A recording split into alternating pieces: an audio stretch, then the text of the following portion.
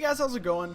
Today I'm going to be talking about energy. I know energy isn't probably your favorite topic in the world. I know a lot of my stuff on my channel has nothing to do with it. Really, nothing has anything to do with it. But I really think it's a hot topic and it needs to be kind of discussed from a different perspective. I mean, you have Republicans and Democrats, and I am talking about the United States, who are kind of pushing their own agendas there. You got renewable versus fossil fuel. You have cost efficiency versus pollution. I mean, there's all kinds of angles to look at it, and who really knows what's going on. So I tried my best to find statistics that were as least biased as possible. There's no such thing as complete unbiased, but numbers don't lie. Most of my stats I gathered from the United States Energy Information Administration website. I'll go ahead and link that below in the description, so feel free to check that out. A lot of the things are kind of hard to find on that site. I mean, not everything's in the same place, so you may have to spend a few minutes navigating it if you want to fact check me, but feel free. And if you find anything a little bit different than what I have here, please let me know.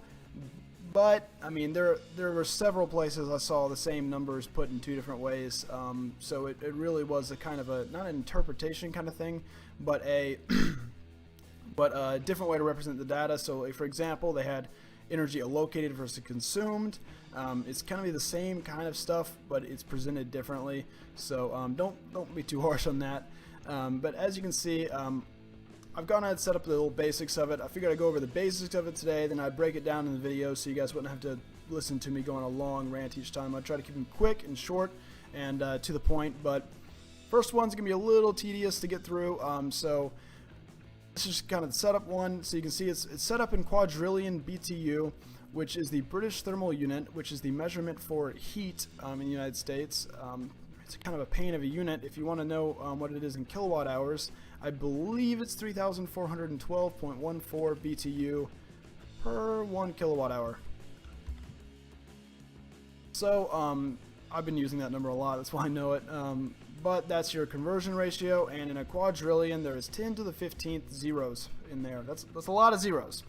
But as you can see, how is it energy allocated? We got 39% electrical power, transportation has 28%, industrial 22%, residential 7%, and commercial 4%.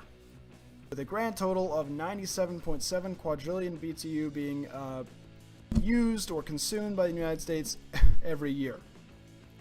So that number is pretty large, but what are we producing?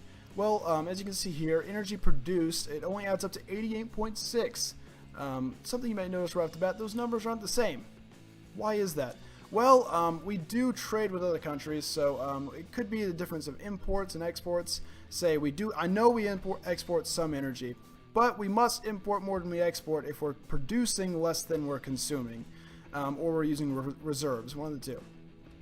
But I didn't find too much information on that, and it's kind of irrelevant to this what's produced. So we're going to go ahead and jump into this. We got 31.7% coming from natural gas, 27.7% from coal, 20.8% from oil, 10.9% from renewable, and 8.9% from nuclear. So what do these numbers exactly mean? As you can see, they add up to 101%. These are the exact numbers given, but they added up different. I think there's a rounding error in there somewhere, or possibly just a few 0.5s added up to that were rounded up to look nice, made it add up to 101. Doesn't really matter too much, shouldn't be significant for this. But as you can see, I've lumped together all the renewable sources together to equal 9.75, which is about 11% of our total produced. Well, why did I lump them all together? Well, as you can see, when we break them down up here, there are some very, very small increments in here, and you wouldn't be able to even see them or see their impact on a smaller chart. So I broke them down into all renewable energy produced in the United States. So you can see 51.5% is coming from hydro, which would be a grand total of about 6% of all energy produced. Wind is here as well, 32.1%. CSP at exactly 1.8%. Wood at 7.6%, waste at 3.8%, and geothermal at 3.2%. So I'm sure you guys know what most of these are, but I'll go ahead and break them down for you just in case you don't. Hydro is coming from water power like dams, wind from wind turbines, obviously harvesting energy of wind in the air. Wood is burning wood, 7.6%. Waste, burning waste. Geothermals generated from the ground. And finally, CSP is concentrated solar power. So that's pretty much solar power where you kind of redirect the sunlight to heat up a water tank and goes into a steam engine, generates electricity. Sorry about that. But as you can see, this is also measured in quadrillion BTU. Ground total of 9.75.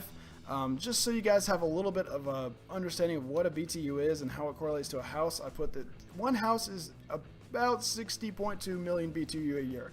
It really depends on who you ask on that one. There's numbers all over the place on what it takes for a year, but the most average and best one I found was 60.2 million BTU a year.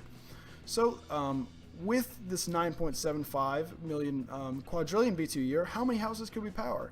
Well, we could power 161 million houses, which is great because the United States in 2009 reported only 113.6 million houses being powered. So if we took all of our renewable energy and put it all towards the residential side, we could power all of the houses in America with just the renewable energy. But that's not quite as great as you might think it is. As you can see, of the residential, you could power all of them and some. But of the total, it's only 10% of the energy produced. So while residential is a significant portion of energy taken, it's only 7% compared to electrical, industrial, and transportation, who take up a solid, let's say, 90% of the energy, which is a lot of energy, 89% I think to be exact. But as you can see, that's mostly the basics of this. Renewable energy is coming in about 10% of total energy being consumed. It could provide us with 10%. So as of right now, no renewable energy cannot provide all the energy required. If that was what anyone thought. I mean, I honestly didn't expect it to. I knew energy renewable was a new thing, and it is the future. Regardless of who you're pulling for, what your personal opinion is, I honestly think that renewable energy is the future. But when? 2016? I mean, that's this year. 2020? 2030? 2050? Who knows? So we're going to go through and try to figure that out in future videos. But one thing we can also try to figure out is how to make fossil fuels better for now. I mean, because they don't say anything about this, but there are massive environmental impacts of most renewable energy sources. Some of them are completely clean and fine.